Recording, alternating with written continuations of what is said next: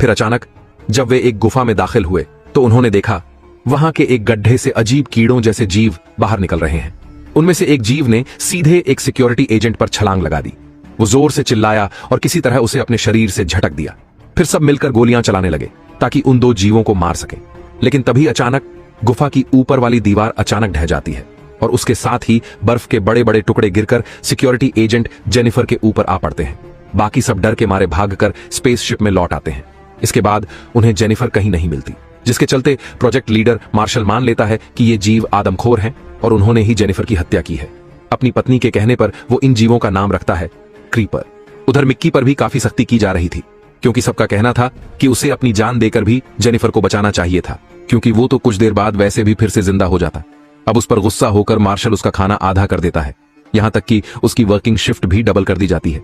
साथ ही वो आदेश देता है कि जब तक मिक्की बर्फ पर से एक क्रीपर को पकड़कर नहीं लाता, उसकी ये सजा चलती रहेगी। अब मिक्की का एक ही मिशन रह जाता है, किसी भी तरह एक सैंपल लाना। इसी वजह से फिल्म के पहले सीन में वो अकेले निफलहाइम की बर्फ पर चलते हुए दिखाई देता है। ऐसे ही चलते चलते एक पतली बर्फ की चादर टूटकर वो नीचे गिर जाता है। ठीक उसी समय एक विशाल क्रीपर आकर उसे उठा लेता है। यहां मिक्की सोचता था कि ये लोग उसे शायद खा जाने के लिए ले जा रहे हैं, लेकिन जब वह उस बड़े क्रीपर के साथ छोटे छोटे क्रीपरों के पास पहुंचता है तो वह खुश हो जाता है, क्योंकि जितनी जल्दी वे उसे खा लेंगे उतनी ही जल्दी उसकी मौत होगी, और जितनी जल्दी उसकी मौत होगी उतना ही कम दर्द वह सहेगा।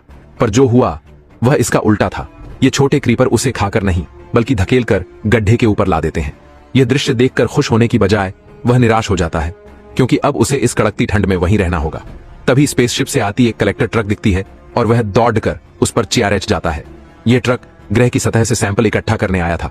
जब ट्रक स्पेसशिप के अंदर पहुंचती है, मिक्की भी ट्रक से उतरकर अंदर चला जाता है, लेकिन स्पेसशिप के कोई भी सदस्य उसकी तरफ बिल्कुल ध्यान नहीं देता। उनके लिए वह सिर्फ एक गिनी पिग है जो बार बार अपनी मौत बुलाता है। तो मिक्की चुपचाप अकेला अपने कमरे में जाकर लेट जाता है, पर अचानक वह देखता है कि उसके कमरे में अपने जैसा कोई अंदर आ गया है और वह डर से सन्न रह जाता है। इसका मतलब है कि उन्हें विश्वास हो गया था कि मिक्की मर चुका है और उन्होंने मिक्की 18 बना दिया है। इतने समय तक केवल एक ही मिक्की क्लोन होने पर बड़ी परेशानी नहीं हुई थी, लेकिन अब एक साथ 2 क्लोन होने का मतलब है कि उनकी अलग अलग पर्सनैलिटीज बनेंगी।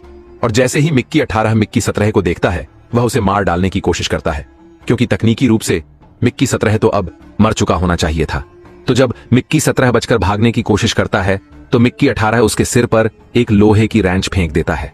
ठीक इसीलिए लोग असल में ह्यूमन क्लोनिंग को बंद करना चाहते थे। लोगों को पहले से ही अंदाजा था कि ऐसी समस्याएं पैदा होंगी।